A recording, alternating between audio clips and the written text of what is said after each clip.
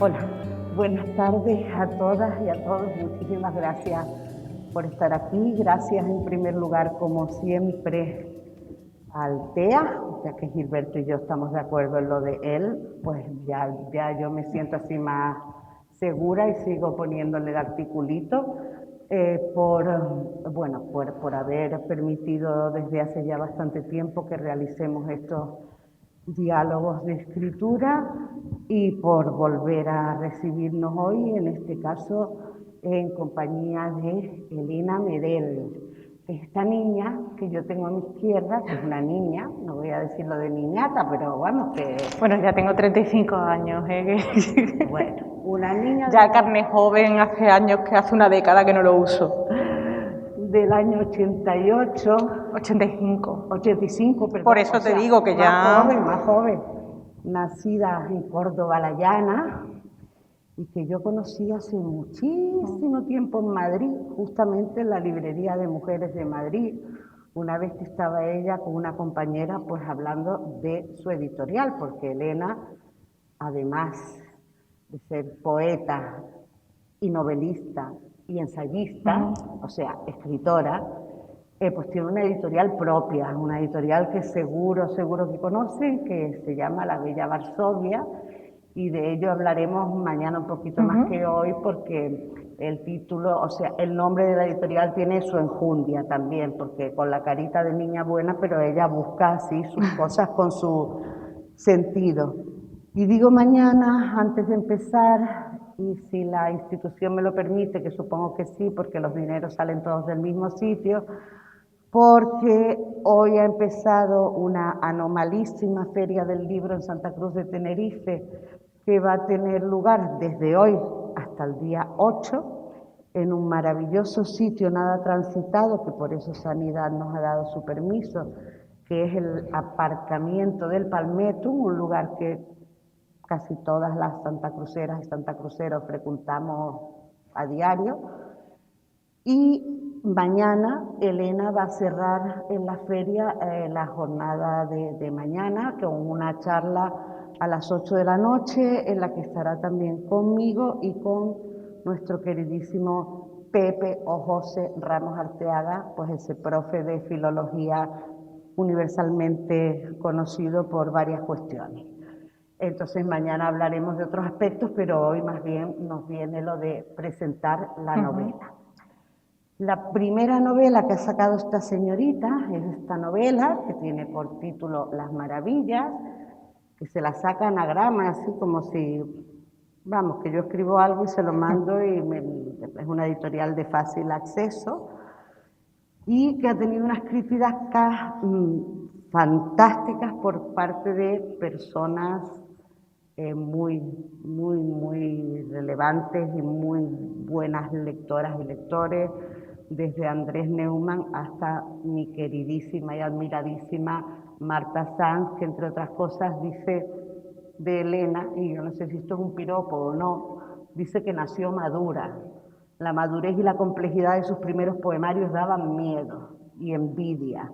Da la impresión de que pese a su juventud, Elena lo ha leído todo y lo ha interiorizado todo con inteligencia, transformando sus fuentes en algo original. Medel es una escritora que mantiene los ojos abiertos, nos dice doña Marta Sanz. Y yo lo primero que quería preguntarte, Elena, es ¿por qué este paso? Es decir, aparte de editora, tú has escrito ensayo y has escrito poesía de mucha relevancia. De hecho, fuiste la famosa nombrada de Chus Visor cuando dijo que no había mujeres españolas que escribieran poesía. Pero ojo que dijo, no se la puede tener en cuenta. O sea, que me mencionó, pero no se me podía tener en cuenta. Te nombró porque además te tenía en su catálogo, pero una cosa anecdótica. Y de pronto, ¿qué pasa? ¿Te surge una historia que piensas que el lenguaje poético no puede reflejar? ¿Te planteas antes de la historia, pues yo quiero escribir una novela? ¿Cómo se da ese paso? Bueno, sobre todo quería dar las gracias, ¿no? Gracias al TEA, gracias a quienes estáis aquí. La verdad es que en estos tiempos tan raros, comentaba antes que es la presentación con más gente que he tenido, ¿no? Estuvimos un par de encuentros en Madrid, que creo que en el que hubo más personas eran como 6, otro en Santiago de Compostela, que era también pues 6, 8 personas, o sea que estoy apabullada, la verdad, en esta situación, en estos tiempos tan extraños. Así que muchísimas gracias y muchísimas gracias a Izaskun, por supuesto, por el empeño y el esfuerzo, ¿no?, al organizar estas actividades de estos días. Yo he escrito siempre narrativa. De hecho, yo empecé a escribir de pequeña, ¿no?, como un juego, como una consecuencia de los libros que leía. Y los libros que leía eran cuentos. Yo de pequeña no leía poesía. De hecho, por ejemplo, los primeros poemas que leo de Gloria Fuertes son los poemas de Gloria Fuertes para adultos. Siendo yo adolescente, uno de los tomitos de cátedra. No tuve acceso a la poesía cuando era pequeña. Escribía cuentos, terminaba los episodios de las series que veía por la tele, escribía pequeñas obras de teatro para mis compañeros por encargo de mi profesora, que además mi labor como dramaturga se desarrolla entre los 8 y los 12 años y se centra en temas andaluces, ¿no? Porque ya siempre por el Día de Andalucía yo tenía que preparar una obrita, además adaptada a mis compañeros de clase, ¿no? Pues si había, pues con tantos personajes, tal personaje, si era para este compañero, no podía tener muchas intervenciones porque no se las aprendía bien de memoria.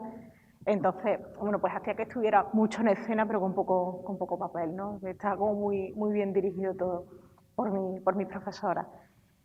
Y bueno, pues en ese paso del colegio al instituto, que en mi caso fue de los 13 a los 14 años, me regalaron una antología de la generación del 27, la típica de cátedra de toda la vida, y encontré ahí la poesía de Federico García Lorca. Y lo cuento siempre, ¿no? Me ocurrió como cuando escuchas una canción en un idioma que no conoces, pero hay algo que te transmite, la música, el tono de voz, etcétera. A mí me transmitía aquello, ¿no? La música de esos poemas, las imágenes, el tono. Yo tenía la sensación de que yo hablaba un idioma para comunicarme, ¿no?, con mis padres, con mi hermana, con mis amigas, etcétera. Pero ese otro idioma, el idioma que usaba Lorca, era el que yo quería utilizar. Era el idioma que yo quería aprender. Y empecé a escribir poemas.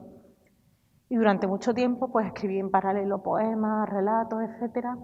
Y lo que me pasó fue que me pareció que a lo mejor los poemas estaban, pues no sé, no sé si más publicables, pero sí me pareció que terminaba antes, ¿no?, los poemas de una manera muy ingenua, ¿no?, porque tenía 16, 17 años. Y mientras iba publicando esos libros de poemas, iba intentando construir novelas. Y esta es la primera que publico, pero es la cuarta que escribo. Hay 3 anteriores en un cajón. Yo tengo un cajón metafórico, que en realidad es una carpeta del ordenador que se llama No, y en la carpeta No hay libros enteros, no hay novelas, hay libros de cuentos, hay algún libro de poemas, hay obras de teatro, hay un montón de textos que no han sido nunca nada. Entonces yo lo voy a ir almacenando todo, y por distintos motivos iba descartando esos libros. Pues porque a lo mejor con uno llevaba 3, 4 años y terminaba perdiendo casi el interés. Otro recuerdo que hubo un momento en que dije, cuando llevaba 300 páginas, bueno, pero es que aquí no está pasando nada. Estoy escribiendo y describiendo, etcétera, pero no ocurre nada. Y había algunas cosas en común entre esas 3 novelas descartadas, pero sobre todo había un personaje en común, que era el personaje de Alicia. Era una chica que tenía una manera de vivir poco acostumbrada, ¿no?, por así decirlo, que en una de las novelas aparecía siendo una niña, que en otra de las novelas aparecía siendo una adolescente y que en otra aparecía pues, con 20 y mucho. Y siempre me interesaba mucho lo que ella hacía, lo que ella pensaba, su forma de ser, y terminaba comiéndose las escenas, le terminaba dando mucha más trama de la que en un primer momento yo me planteaba. Así que cuando empecé a pensar en que quería intentar otra vez acabar una novela, ¿no?, ya era como una cuestión casi de amor propio, no acabarla, sino acabar una novela que se pudiera publicar. Empecé a contar la historia de Alicia. Entonces, si habéis leído la novela o si la leéis, el tercer capítulo, si no me equivoco, de la historia, de toda la novela, que es un capítulo que se titula El Reino, pues ese capítulo es el primero que escribí, porque empecé a contar básicamente la historia de este personaje, ¿no? De Alicia siendo una adolescente, etc. Y ya llegué bueno, pues al terminar ese borrador empecé a hacerme preguntas. ¿Quién es ella? ¿Quién es su madre? ¿Quién es la madre de su madre? ¿Qué ha ocurrido antes de lo que estoy contando y qué va a ocurrir después? Y ahí empecé a tirar de todos esos hilos y bueno, pues, a dar forma a la novela. O sea que Alicia te surge Ujú. de antes, la tienes ya Sí. en esa carpeta, ¿no? Ujú. Está llena de... Aparece por todas partes. De hecho, he estado un mes sin ordenador, se me rompió el ordenador en el peor momento y tuve que rescatar uno muy antiguo que yo, bueno, pues lo tenía ahí un poco porque me daba cosa tirarlo y era desde el año, lo dejé de usar en el año 2014. Y empecé a mirar archivos como por curiosidad y me encontré con archivos que me parecían tan poco importantes que ni siquiera los había migrado al ordenador nuevo y había ya un cuento en el que aparece el personaje de Alicia. Aparece un personaje que no se llama Alicia, de hecho en ningún momento dice cómo se llama, pero hace el mismo trayecto de metro, tiene los mismos pensamientos sobre gente que va en el mismo vagón, etc.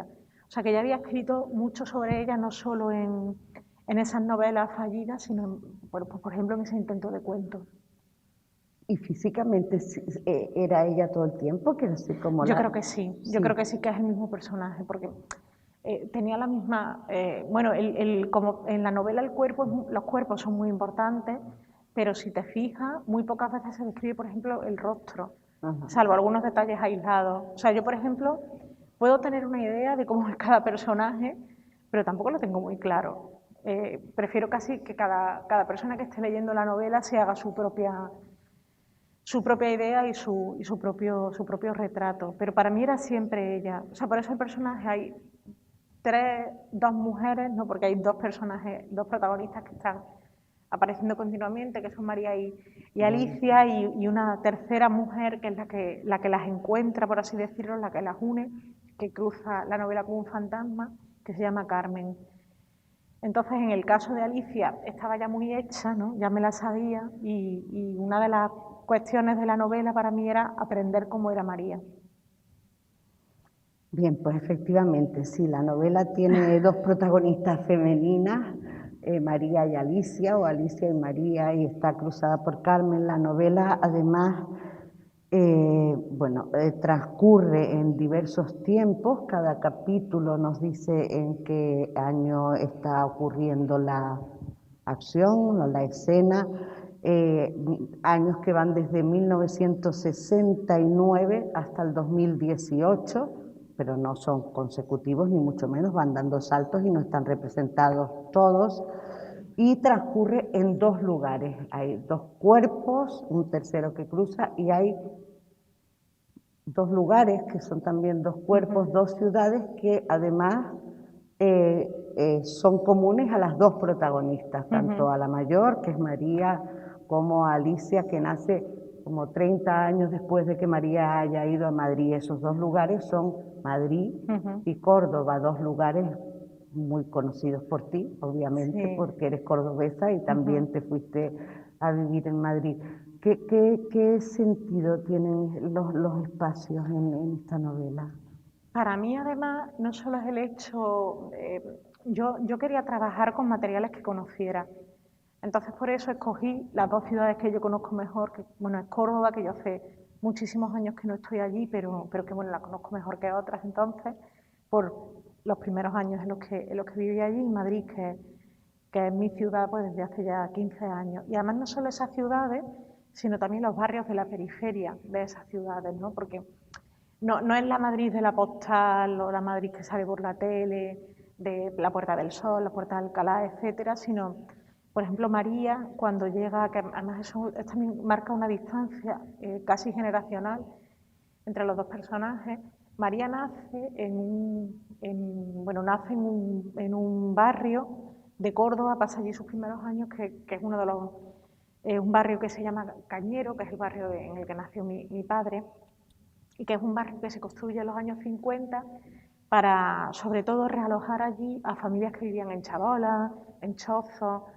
Eran casas muy precarias. De hecho, para mí fue muy curioso en toda la investigación que hice, por lo menos para escribir con seguridad, ¿no? Por así decirlo, para saber de lo que hablaba, ¿no? Al margen de lo que iba preguntando a mi familia, de las fotos familiares que iba viendo, etcétera. Me llamó mucho la atención que era gente que llegaba de una pobreza inmensa y que recibían aquellas casas como casi mansiones, o sea, tenían casas suyas propias, con unos materiales tan pobres que se les estaban cayendo encima, ¿no? Hay muchos testimonios de cómo esas casas, pues, de repente se les va resquebrajando un muro, se les cae un techo, pero las cuidaban con un cariño. Por ejemplo, acicalaban mucho los patios, plantaban frutales. De hecho, hay bueno, pues, un rasgo que define a la madre de María a propósito de eso, etcétera.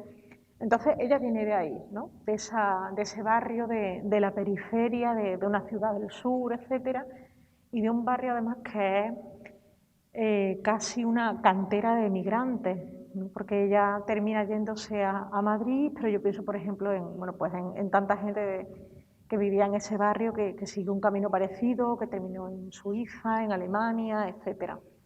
Y llega a una periferia de una gran ciudad, ¿no? Como es el barrio de Carabanchel, que es el barrio además en el que yo vivo.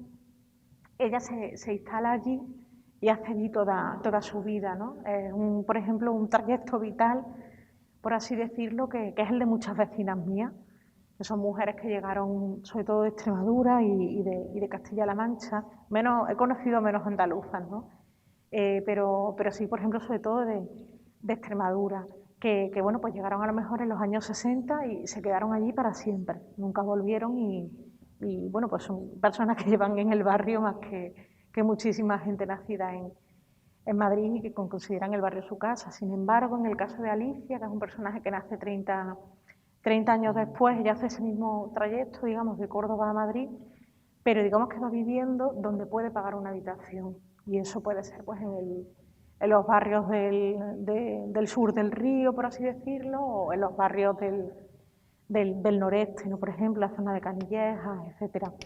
El espacio en la novela, o sea, os he contado más o menos todos esos trayectos porque para mí era muy importante conocer incluso las historias de los barrios en los que vivían, porque me parecía que todo tenía que ser en la novela creíble y verosímil, ¿no? Porque estaba trabajando con elementos realistas.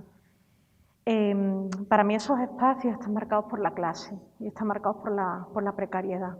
La novela es una novela sobre el dinero, más bien sobre el dinero que no se tiene y sobre cómo ese dinero que no se tiene al final define nuestras vidas, ¿no? Sobre cómo la clase pues es no sé si un estigma, pero sí desde luego una mochila que llevamos toda la vida. Sí, eso bueno, lo comentabas ya en Málaga cuando nos vimos Sí. también en el Congreso de Libreros, y es algo que se ha comentado para bien y para mal, y que, por ejemplo, Marta Sanz ha defendido totalmente de acuerdo contigo. Se dice, y lo dices tú en la contraportada, lo pone anagrama, que es una novela sobre el dinero, fundamentalmente, o sobre el no tener dinero, ¿no? Y de hecho, pues ya en la primera escena vemos a Alicia inquieta o incómoda porque está en la calle pero no tiene nada de dinero encima, ¿no? Y va a un cajero para tener 20 euros para sentirse más segura, Por si pasa ¿no? algo, claro. Y tú que eres escritora y que vives en Carabanchel, que no vives en Serrano, Sí. ¿crees que, o sea, esa conciencia de clase te viene de familia, pero la mantienes? Quiero decir, ¿consideras que efectivamente la carga de la clase social en el sentido de la precariedad es una mochila muy difícil de llevar? Claro, es que yo creo que la precariedad tiene que ver en en algunos casos con momentos puntuales, con generaciones, con una crisis, etcétera, pero sobre todo tiene que ver con la clase. Es algo que va, por así decirlo, casi de la mano. Yo creo que inevitablemente la clase te define por aquello, más que lo que puedes aspirar, a lo que sabes que no puedes aspirar, ¿no? Creo, por ejemplo, en el caso de los trabajos creativos, que muchas veces a lo mejor pues tienes que estar, claro, tú estás escribiendo una novela y no sabes qué va a pasar, una novela, un libro de poemas, estás haciendo cualquier trabajo artístico y no sabes qué va a ocurrir, no sabes si lo que vas a hacer va a interesar a alguien o no. Yo estaba escribiendo la novela un poco por ver si era capaz, ¿no? Pero antes invertí mucho tiempo y muchas ideas y mucho esfuerzo en esos 3 libros que se quedaron en un cajón, un libro de cuentos que me rechazaron, etcétera. Entonces, claro, consigues eso robando tiempo prácticamente al tiempo libre, ¿no? Yo no soy una rica heredera y entonces, claro, yo tengo que trabajar y para poder pagar el alquiler, las facturas, etcétera, ¿no?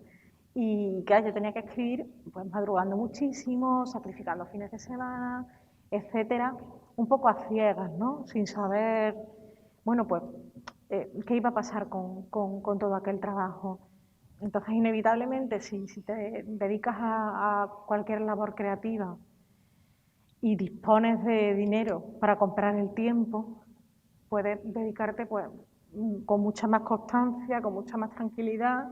Eso no significa que lo que hagas vaya a ser mejor o peor, pero sí desde luego te vas a enfrentar a eso con mucha más, no sé, creo que con mucha más calma, ¿no? Y con mucha menos, no sé si presión en ese sentido, ¿no? De como esto tiene que salir bien porque es el último cartucho, no puedo seguir perdiendo el tiempo en estas cosas. Pero yo creo que sucede en todas las situaciones de la vida, ¿no? Cuánta gente, a lo mejor, pues yo conozco, ¿no? Que es mi círculo pues, de la infancia, de la adolescencia, y piensas, ostras, esta persona, pues, está en un trabajo que no le gusta y es alguien que a lo mejor pues, hubiera querido estudiar, pero no ha podido porque no podía pagarlo, ¿no? Porque incluso las becas no eran suficientes y se tuvo que poner a trabajar. Y es algo que ocurre en gente de mi generación, ¿no? Que nació a mediados de los 80.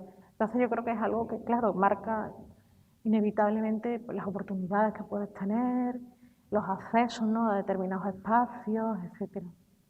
Claro, porque a veces está la idea romántica en el sentido más vulgar de la palabra, de que cuando una tiene éxito en una labor creativa, ya sea con poemario, etcétera, y tú has tenido mucho éxito desde muy joven, quiero decir, aparte de tu constancia y todo esto, has tenido un reconocimiento, ya parece que todo es miel sobre hojuelas, quiero decir que ya Claro. tú vives de eso, que has vendido X libros que pueden ser 10 o 10.000 y que ella es escritora y parece que hay como un limbo de seguro que esta chica no tiene ni que fregarse la ropa y la realidad, al menos en nuestro país, es que precisamente las labores creativas en general están asociadas a no la ser, precariedad. están asociadas a la precariedad, Claro, pero porque yo efectivamente. creo también que históricamente eh, la creación y en general los oficios de la cultura han estado ligados a gente de clases altas. Entonces, lo habitual era encontrarte con alguien bueno, pues que tenía dinero suficiente como para dedicarse a escribir, a pintar, fundar una editorial, tener una galería, etcétera, ¿no? Y lo raro, lo poco habitual era encontrarse a alguien que no tuviera ese origen social. Ahora ya la situación está mucho más normalizada, etcétera, ¿no? Pero yo recuerdo que el primer choque que tuve de realidad, por así decirlo, fue cuando empecé a escribir y a publicar y a encontrar a gente, claro, que estaba fuera de mi entorno. Mi entorno eran mis amigos del colegio, del instituto, etcétera. Y cuando empecé a conocer a gente que escribía, claro, empecé a conocer a gente cuyos padres no eran como los míos. Entonces, yo sí que, encontrándolo un poco con la novela, ¿no? A mí me parece que la literatura es un arma muy poderosa para muchísimos dilemas y para muchísimas luchas. Y me gusta pensar, por ejemplo, que en la literatura pueden existir, no sé si otros modelos, pero sí desde luego otras historias. Y cuando yo me empecé a plantear, bueno, a tirar de esos hilos del capítulo de Alicia, por ejemplo, ¿no?, que decía antes, que es un capítulo en el que está ya la cuestión del dinero, de la diferencia, del choque entre dos personajes que no tienen dinero y un personaje que sí que lo tiene, etcétera. Yo empecé a plantearme que para mí era aquello sobre lo que quería escribir, ¿no? Sobre cómo las vidas al final terminan definidas por esa clase social. Entonces me parecía como, no sé, al escribir la novela, ¿no?, me gustaba dibujar casi esa panorámica de varias vidas en las que la falta de dinero se afronta de maneras muy diferentes, ¿no? En el caso de María, aquello por lo que podrían atacarla, por así decirlo, lo convierten en su herramienta de defensa. Y en el caso de Alicia es alguien que no sabe gestionar muy bien el desplazamiento, que se termina hundiendo, que incluso en momentos en los que podría salir a flote ni siquiera lo intenta.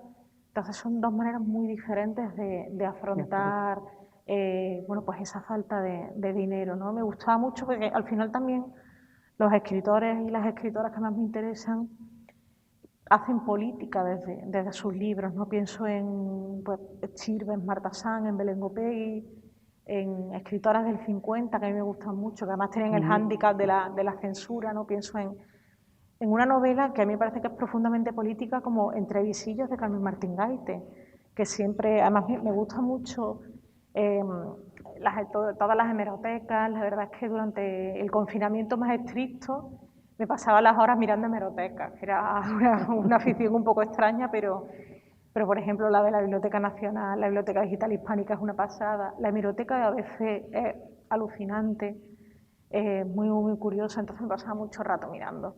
Y hay muchas entrevistas a Martín Gaite de la época en la que gana el Nadal, que son muy interesantes por muchos motivos. Y entonces, en una de ellas, definían la novela como lo que pasa en las horas muertas de varias muchachitas en una ciudad de provincia. Definían así Entre visillos, ¿no? Y yo decía, ostras, ¿qué novela he leído? A ver si va a ser que no es Entre visillos, ¿no? Llevo aquí años. Pues claro, me parece, digo, las horas muertas de 4 muchachitas en una ciudad de provincia, ¿no? Cuando es una novela que es un misil, hiperpolítica. O, por ejemplo, a mí me gusta mucho también Elena Soriano, que es más difícil de leer porque no está reeditada, pero esta trilogía que tiene Mujer y Hombre. Ángela Figuera en poesía, ¿no?, con esa construcción que hace de los espacios de la intimidad como espacios políticos, ¿no? De repente, en una época en la que están también escribiendo Celaya, Blas de Otero, etcétera, Ángela Figuera escribe sus poemas de reivindicación y sus poemas críticos que transcurren en el salón de una casa, en el dormitorio, en la cocina, en el mercado. Esos espacios, desde esos espacios quiere ella hacer política. Y la novela, en cierto modo, se inspira en esa manera de escribir que tenía Ángela Figuera, ¿no? Puede haber política en un piso en el que hay una chica que está cuidando de una señora mayor que se le está muriendo, ¿no? Y ahí puede haber ya una reflexión política, un choque entre dos clases, entre dos ideologías, etc. Era un poco por el camino por el que quería tirar. Y tiraste Tiré muy bien. Bueno, y como ven es una absoluta erudita y encima con una memoria espléndida y nos puede estar hablando de autores y de autoras, sobre todo de esa generación o de Carmen Martín Gaite, sí, pero nos puede estar dando clases de señora catedrática porque tiene un conocimiento impresionante, porque además, efectivamente, la novela es una novela política, lo que no quiere decir que sea un panfleto en absoluto.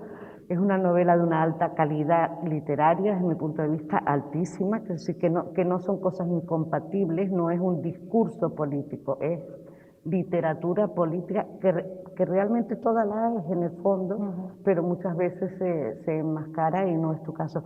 Y además es una novela claramente feminista, sí, como tú, quiero decir que una novela en la que los cuerpos y en el que las mujeres de esas distintas generaciones cuentan experiencias muy interesantes y en las que vemos como, por ejemplo, hay mujeres que no pueden asistir a esos 8M o esas huelgas porque sencillamente lo que se están jugando es el plato de potaje y no pueden ponerse en huelga en ese momento, pero cómo se crean también esas redes de solidaridad entre ellas, como cuando la jubilación está ya, está María más feliz que en su vida yendo a esas asociaciones con las jóvenes. Es normal que sea feminista viniendo de ti. Claro, es que hay una idea de Annie Ernaux que, bueno, para mí Annie Ernaux es como la diosa en la que creo. Que además, por ejemplo, ella hace algo muy interesante, creo. Si no la habéis leído, os recomiendo que os lancéis a la librería de mujeres a comprar los libros de Annie Ernaux, porque hace algo que yo creo es muy interesante, es que de su propia biografía, son libros autobiográficos, que sepamos, porque ella nos dice que son autobiográficos, entonces habrá que creerla. Toma su propio testimonio, pero no está ese morbo como de voy a leer a ver qué le pasa, sino que ella consigue desde su propia biografía construir algo que te implica a ti, aunque vengas de otras circunstancias totalmente distintas. Es decir, tú has podido nacer en otro país, en otra generación, en otra clase social, pero ella consigue darle las vueltas, ¿no? Por ejemplo, para mí el libro suyo que más me gusta es un libro que se titula El lugar, y ella lo que hace es la narración de la muerte del padre. Pero en realidad, al margen de esa historia que es brutal, es una larga reflexión sobre el choque entre dos generaciones. La generación del padre, que era una generación, él venía pues, del medio rural, un hombre muy pobre, casi analfabeto, hecho a sí mismo, con una pequeña tiendecita, sobreviviendo como puede, y la generación a la que pertenece ella, que puede ir a la universidad, que, bueno, pues que tiene becas, que consigue ser funcionaria, que está desclasándose hacia la burguesía. Entonces es muy interesante cómo hace eso. Y ella tiene una idea que me gusta mucho, que es, ella defiende que escribe desde sus circunstancias. Ella dice, yo soy una mujer, bueno, nací en una familia de clase obrera, desclasada hacia la burguesía, etcétera, y escribo desde ese lugar.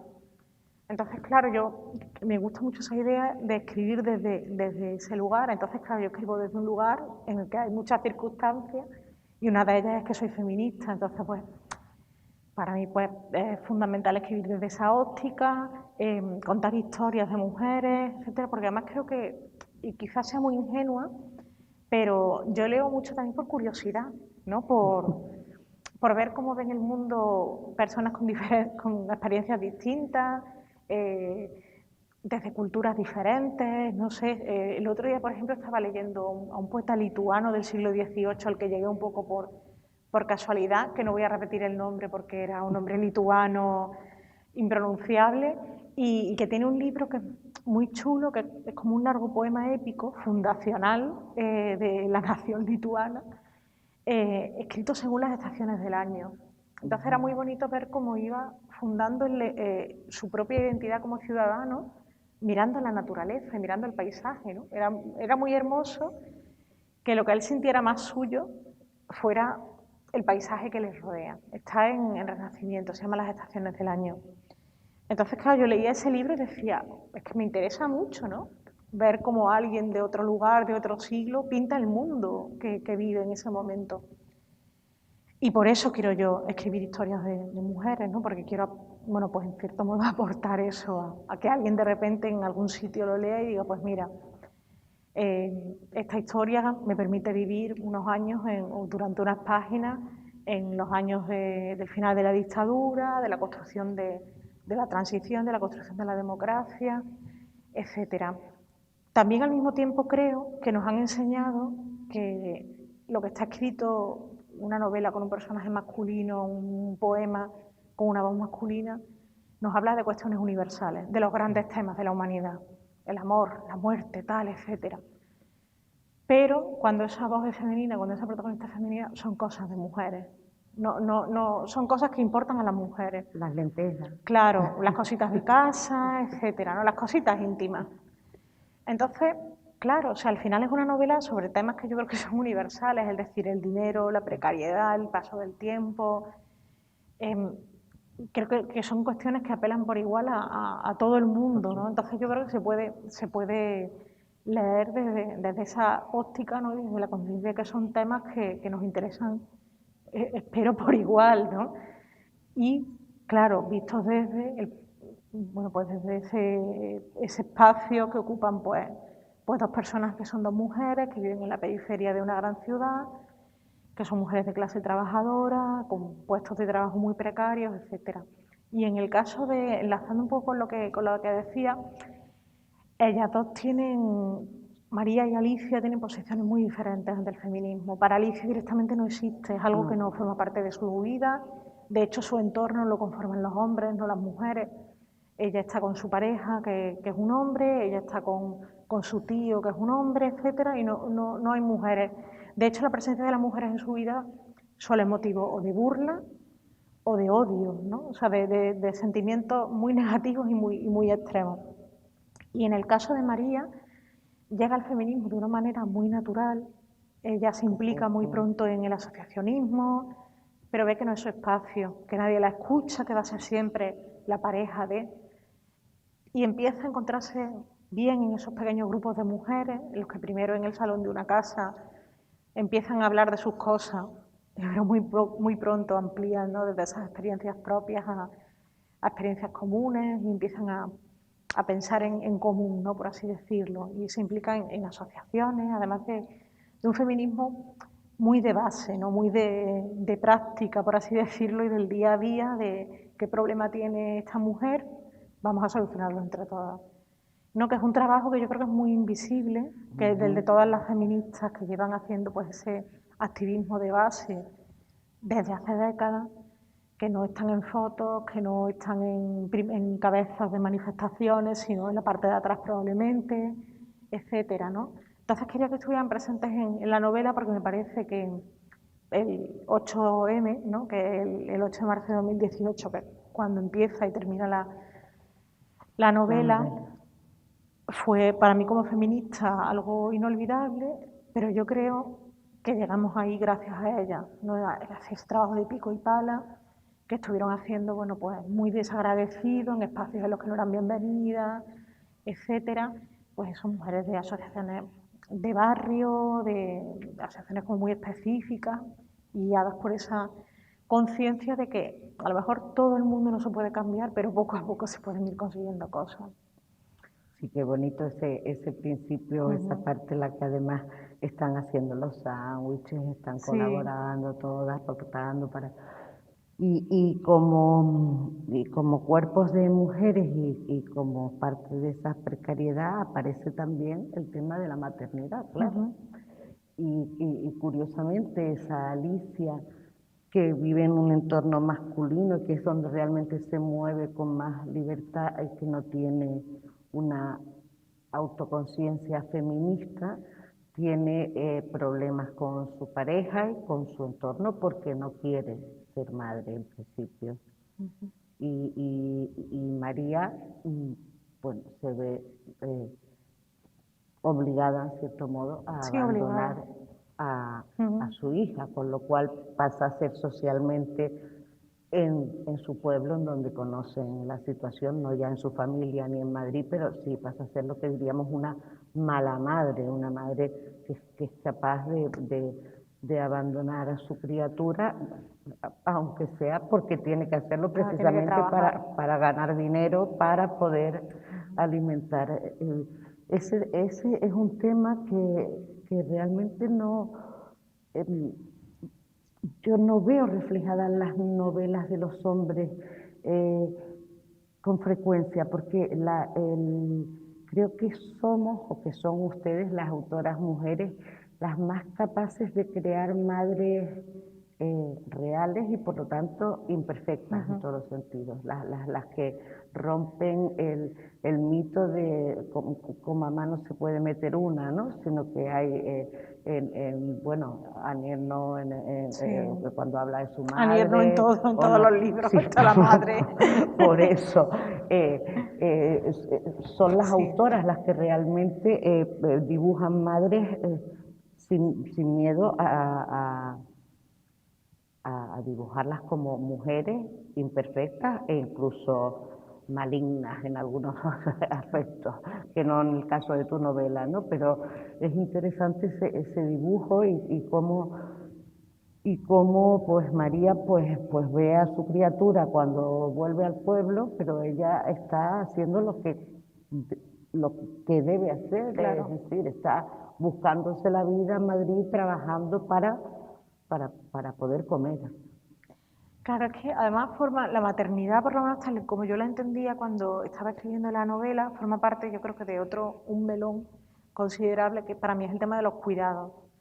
Como por ejemplo cuando alguien enferma en una familia, el cuidado de esa persona enferma, sea algo leve o sea algo más grave, recae de manera inmediata en la mujer que hay más cerca, en la madre, la esposa, la hija.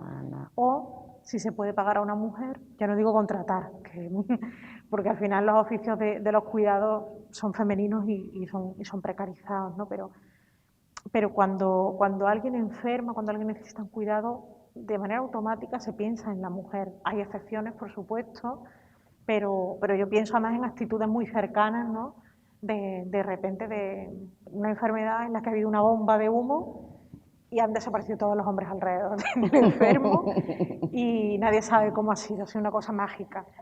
Y entonces empecé a escribir esa parte de la novela pensando mucho en eso, ¿no? En qué ocurre cuando hay mujeres que rechazan los cuidados que se les imponen, ¿no? Que se les asignan, por así decirlo, o que no tienen oportunidad de desarrollarlo, porque el personaje de María se queda embarazada joven, pero no tan joven, pero bueno, en unas circunstancias en las que la familia decide que lo mejor es que se vaya a otra ciudad, sobre todo para ganar más dinero y permitir que ese bebé que acaba de nacer viva un poco mejor.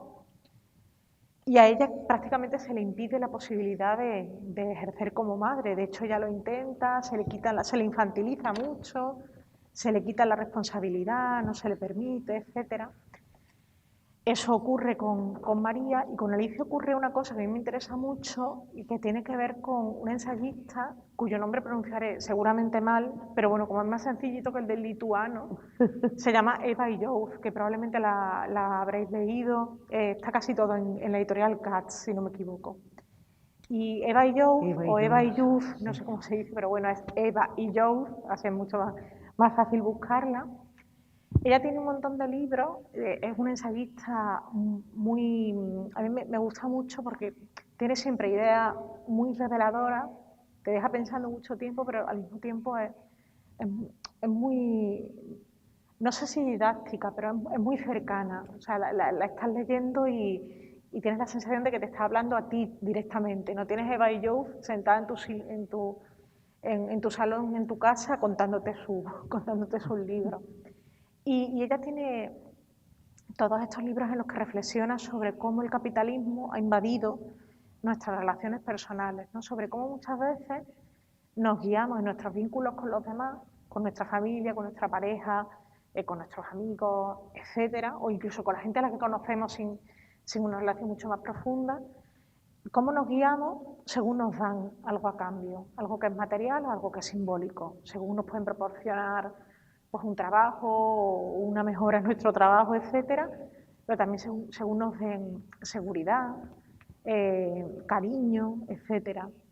Y ella habla mucho como de ese capitalismo emocional, ¿no? Entonces, el libro de poemas último que yo publiqué, que tiene ya 6 años, Chatterton, habla mucho sobre, o yo intenté hablar mucho sobre eso, es un libro sobre la precariedad laboral, económica, pero también emocional.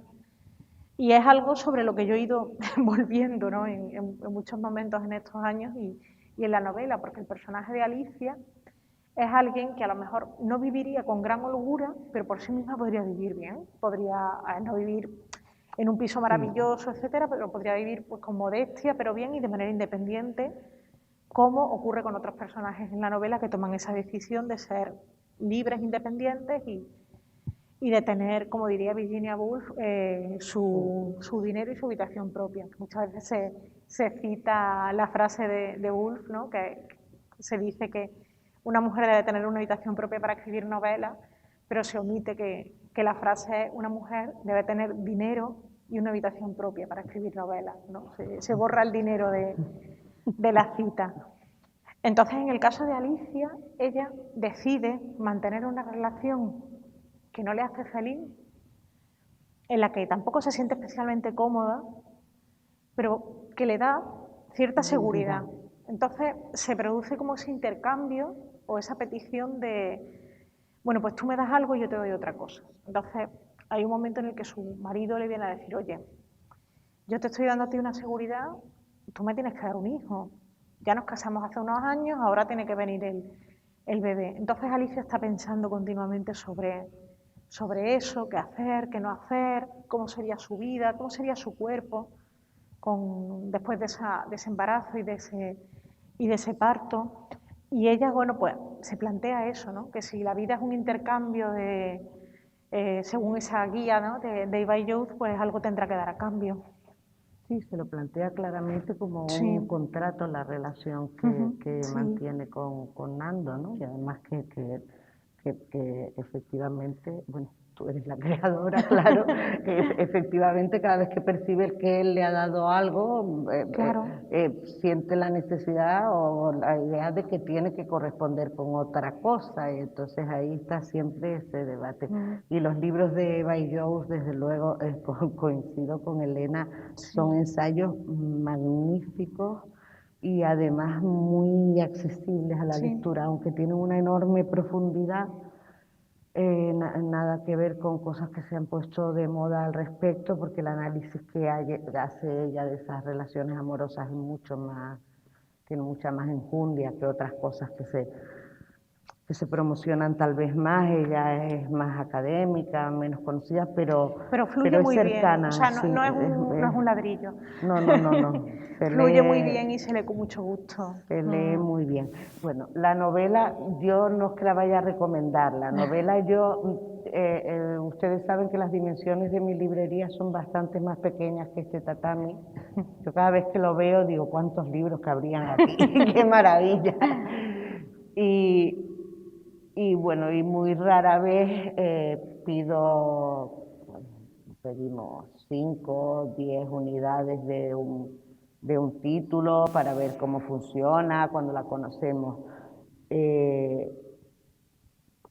Ha habido 3 libros este año en el que yo, así chulita como soy, echando pecho, he pedido directamente 100. Uno de esos fue y es el de Elena Medel, porque estoy convencida de que lo va a comprar toda la humanidad, porque realmente se lee muy bien, tiene un nivel de honestidad que te lo han dicho mucho, y es que realmente es algo que se nota literariamente, ¿no? Cuando una historia es honesta, que no es tan frecuente como parece, cuando no hay falsedad detrás, ¿no? Y se lee muy bien, es muy interesante, te cabreas a veces, otras no, otras echas una lagrimilla también, yo por lo menos, porque me pongo ñoña y me alegro mucho ahí de que María haya logrado jubilarse y estar en su nuevo entorno así, con mujeres de distintas edades, etcétera. Y desde luego es una novela muy inteligente porque resulta que la niña lo es. Y bueno, y si ya la han leído, pues pueden tirar por parte de su poesía o por parte de la obra que ella edita, que de esa ya hablaremos también. Muchas gracias, Elena, de Muchísimas verdad. gracias, ha sido un placer. Muchas gracias.